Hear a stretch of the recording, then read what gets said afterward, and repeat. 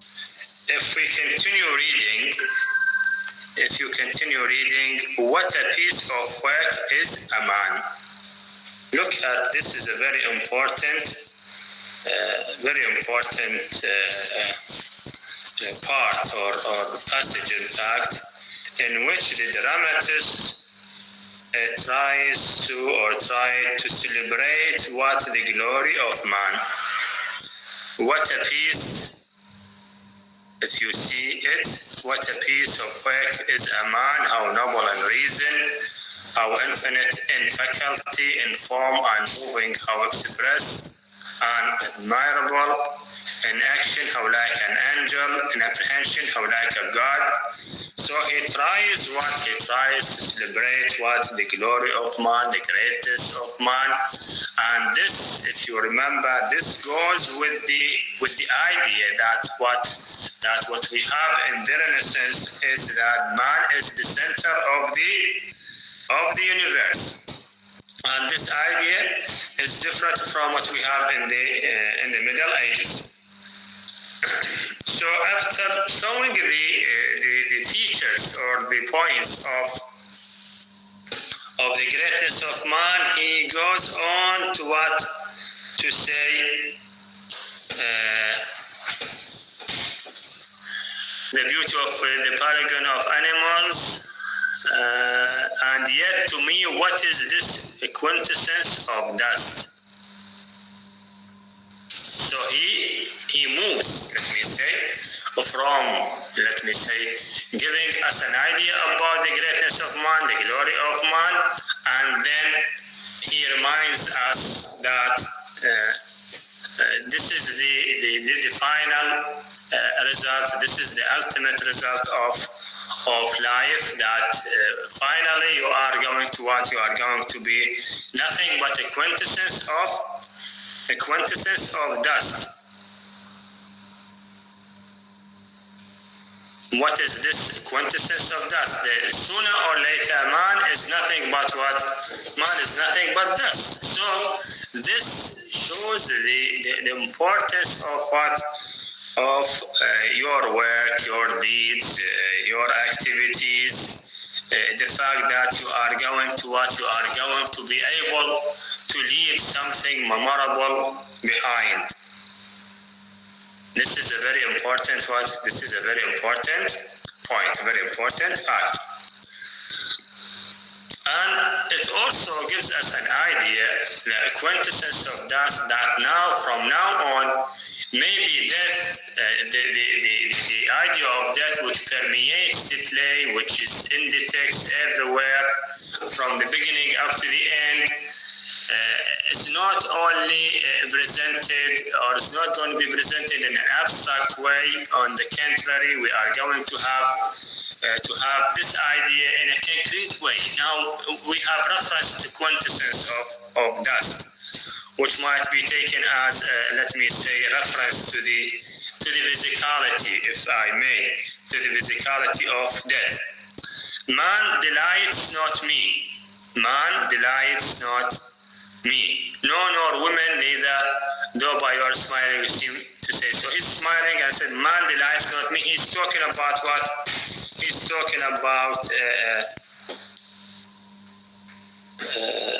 man in general. I mean, not man as male or things like that, but he's talking about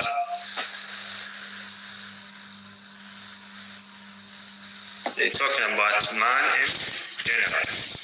So the most important point is that he, in the same passage or the same part, he tries to show the story of man, from the greatness to what? To the final end, to the ultimate end. And that man can achieve everything, man can do everything, man can have a great achievement, but those great achievements will not be of importance if they are not remembered, if they are not memorable by people, if people are not going to make use of them. Okay. Then another point about this, but generally, I mean, if you read the plays written by Shakespeare, you can see that sometimes poetry is devoted, poetry and sometimes prose. The two are available. The two are available in his plays. If he's using poetry, so we have to make sure that he's talking about what he's talking about, something great, something important, philosophical maybe. And prose is devoted to what? To things which are less than philosophical, which are not as important as those presented by the use of poetry. Now we don't have poetry in the gross sense of the word, but the idea is still philosophical. So this is something new, something. It goes with the fact, with the idea that sometimes Shakespeare tries not to follow the rules. And then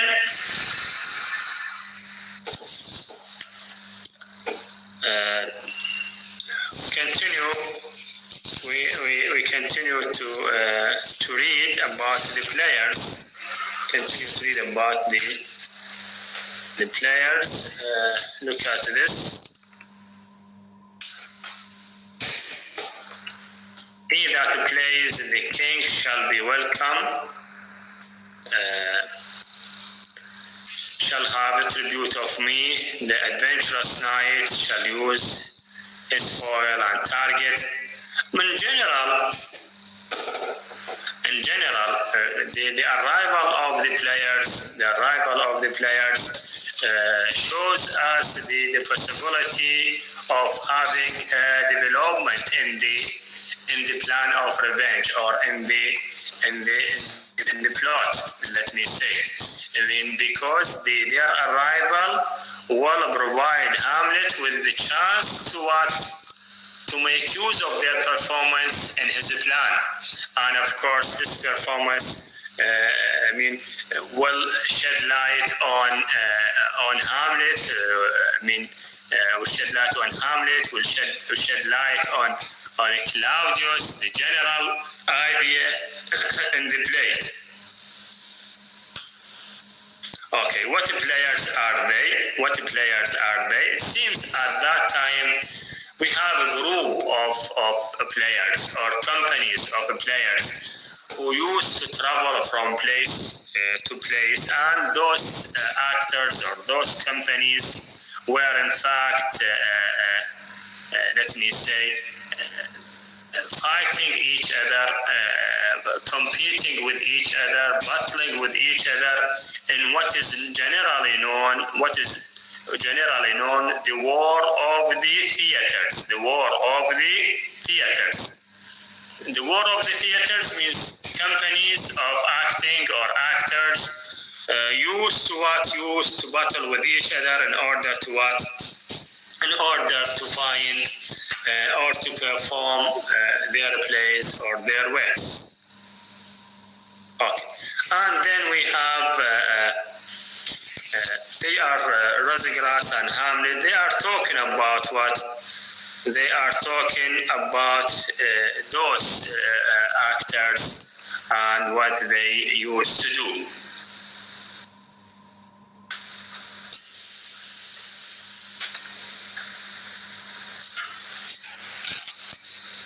Look at this. Even those you were wont to take delight in the tragedians of the city, Hamlet, how chances that they travel their residence, both a reputation and a profit, was better both ways. So they are talking about those players or those companies, and what is generally known as the war of the theater at that time. So in this part, Hamlet or Shakespeare is basically talking about his work, his profession.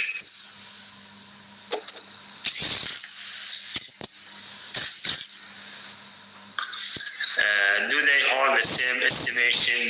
when I was in the city. I mean, so it seems Hamlet is having a relation with those actors. He knows about them.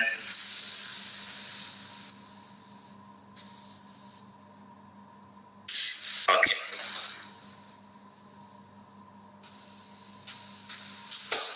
What are the children?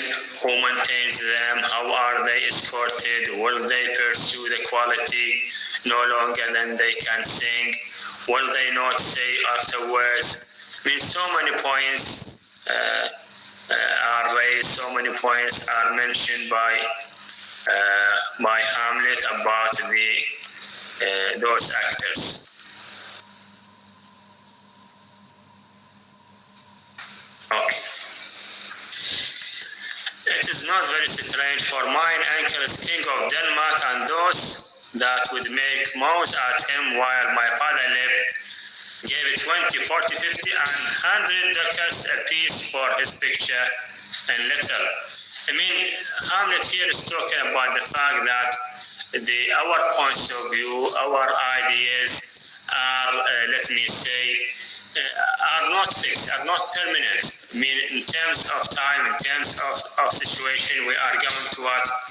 We are going to change our views and change our ideas depending on what? Depending on the situation, depending on what's going on. For example, you might admire a certain actor when you are, for example, 15 or 20 or 16 or whatsoever, and then within 5 or 10 years you're going to find a different actor or a different favorite actor. And the same thing when it comes to what? To politics. People are always fond of what? The people who are in power. So when King Hamlet was in power, people were fond of him. And when Claudius is in power, of course, people are going to be what? Are going to be fond of him as well. So this goes with this part goes with the actors, and of course it has a political tone as well. It has a political tone as well, in the sense that people are not supposed, or they don't have the same idea for a very long period of time. Then the actors are coming. Gentlemen, you are welcome to listen, or your hands come then, and he starts shaking hands with them. And they are coming, the players, there are the players, and Hamlet is talking with them. Look at this line, let me read it. You are welcome, but my uncle, father, and aunt, mother are deceived. Are you able to see the screen? Yes. Are you able to see the screen? Yes, sir. Okay.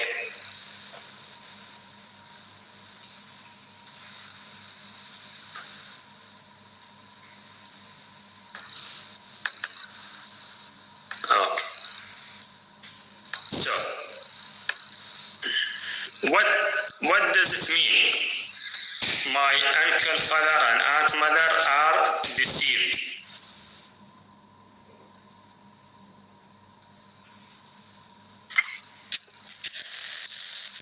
What does it mean?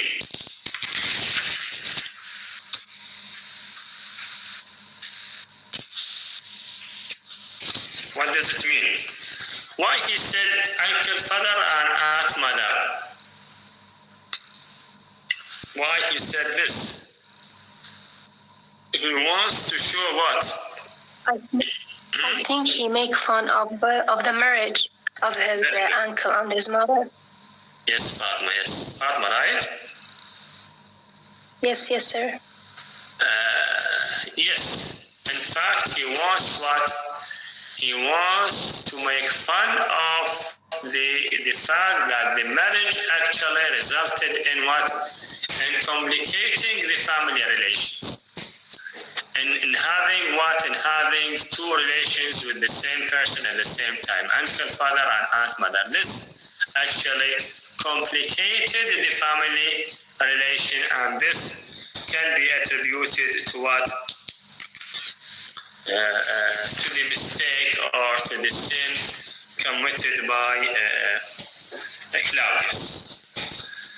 In what, my dear Lord, I am but mad northwest, when the mind is suddenly I know a hawk from a handsome. So he wants to say that I am not really what? I am not really mad.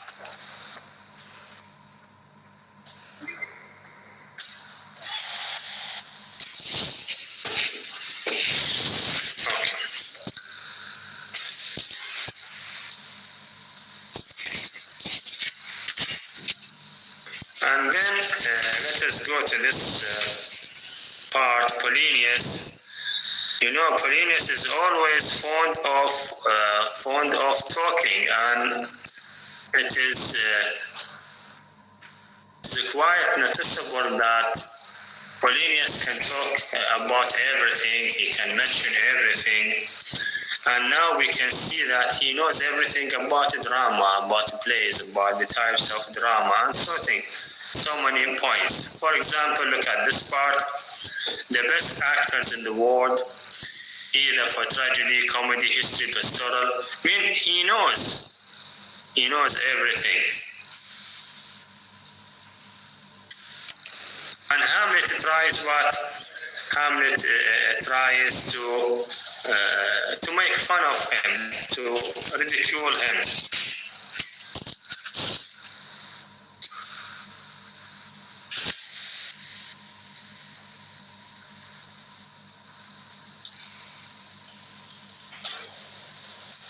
Okay, then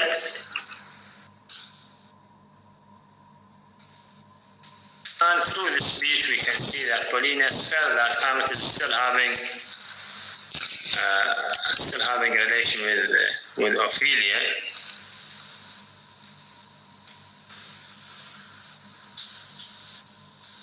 And the players are coming. You are welcome, masters, welcome all. I'm glad to see thee well. Welcome, good friends. Oh, my old friends. So this means that Hamlet is having what? Is having a relation with those actors. He knows them very well. Oh, my old friends, thy face is balanced since I saw thee last. Comest thou to bid me in Denmark? What, my young lady and mistress? So he was.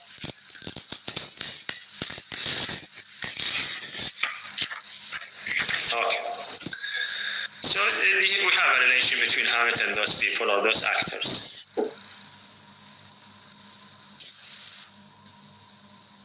Okay. Then, come, give us a taste of your quality. Come, passionate speech.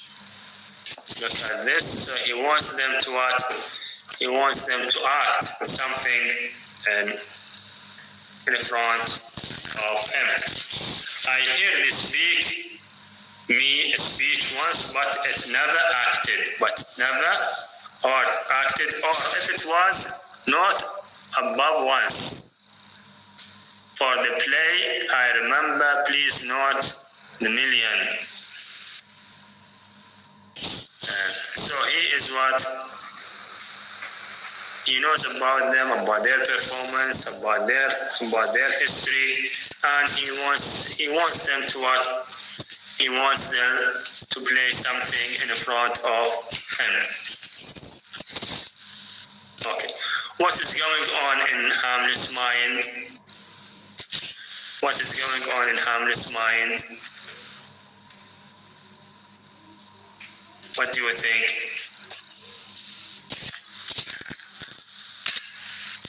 Yes, sir, may I? Yes, please. I think Hamlet had a plan. He is going. He is going to bring actors to play what happened with his father, because he wants to make sure that the spirit of his father tells the truth, and to make sure it is the spirit. It is not the spirit of devil. So he wants to make sure that if his uncle if he kills his father. Yes. Yeah, very good. Look, when the ghost actually came to Hamlet, if you remember the line said by Hamlet, he was very eager actually to fulfill that revenge. He was very eager to go immediately to his revenge, to accomplish that revenge, without any sort of hesitation. I mean, he was asking the ghost to tell him everything. Tell me very quickly, very soon, like meditation of love, if you remember this part. So he gave us the impression that yes, maybe he will kill the king. He will kill Claudius immediately. But in the process of time,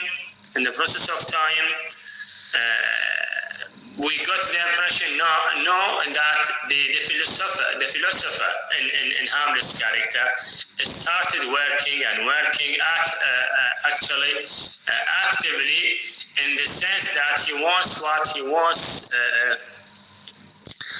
now to consider the whole story, the whole thing mentioned by the ghost to the yes. So now Hamlet is going to write the scenes for the players, and it will similar to what have been said by the ghost. Very good. Yes, very good. I mean, Hamlet is going to write a scene which is similar to the scene said by the ghost. But here we raise a question. We raise a point here, because how can we rely on fictional material? We know very well that it is acting, and acting is not true. So how can we actually depends on this part, on this idea, in order to say or in order to prove that this is true? I mean, we all watch, for example, fictional material. We all read stories. We all watch plays. But if we are under the impact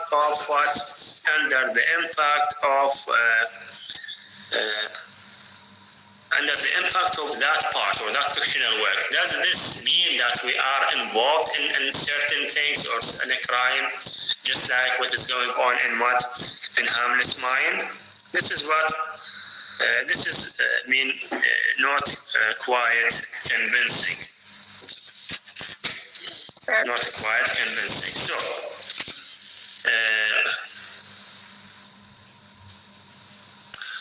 Fellow hymn friends, let us read this part.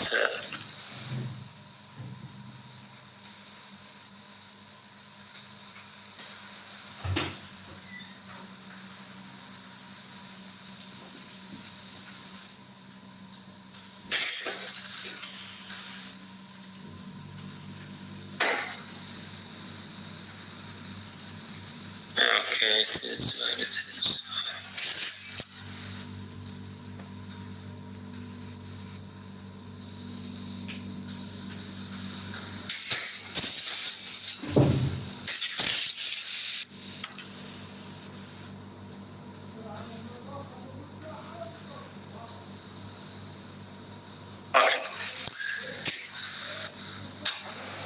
Dost thou hear me, all the friends? Can you play the murder of Gonzago?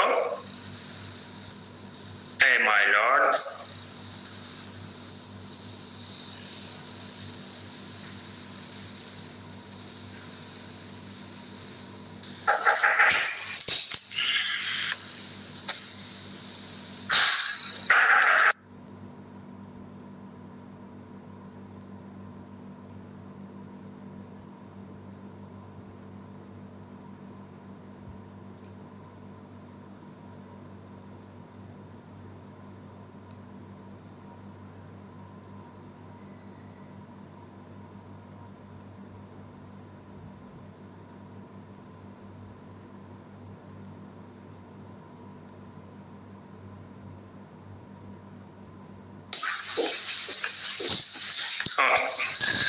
So he's asking them to act the murder of Gonzago, a play, and also he is telling them that he will write a part of 16 lines and will sit down and insert in it. So part will be written by Hamlet, of course. Later on, we are not going to be able to differentiate the players.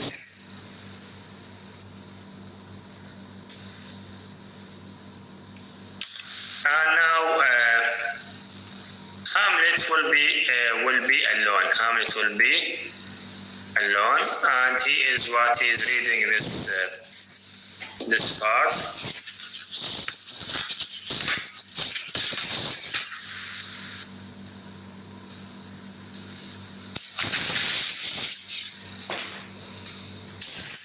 Now I am alone, and peasant slave am I. Is it not monstrous that this player here, but in a fiction, in a dream of passion, could force his soul so to his own conceit, that from her working all his visage waned, tears in his eyes, destruction in his aspect, a broken voice, and his whole function suiting with forms to his conceit, and all for nothing, for Hecuba. What is Hecuba to him, or he to Hecuba? That he should weep for her. What would he do had he, this is the line, what would he do had he the motive and the cue for passion that I have? He would draw on the stage with tears and cleave the general ear with horrid speech, make mad the guilty and appall the free, confound the ignorant. So he's trying to lament the fact that the actor is able to show his feeling, is able to show his sadness, is able to express his sadness, and we know very well that the actors, they don't have the motive, they don't have the real motive available for Hamlet. Yet they are able to express their sadness. They are able to express their sadness. So Hamlet in this regard is trying to lament this fact, is trying to say that he is to lament the fact that he's not able to show his genuine sadness, his true sadness, in spite of having a real reason, not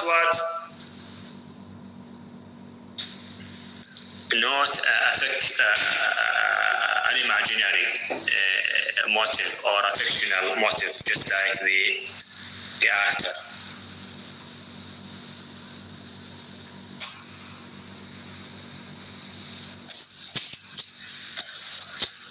Look at this line.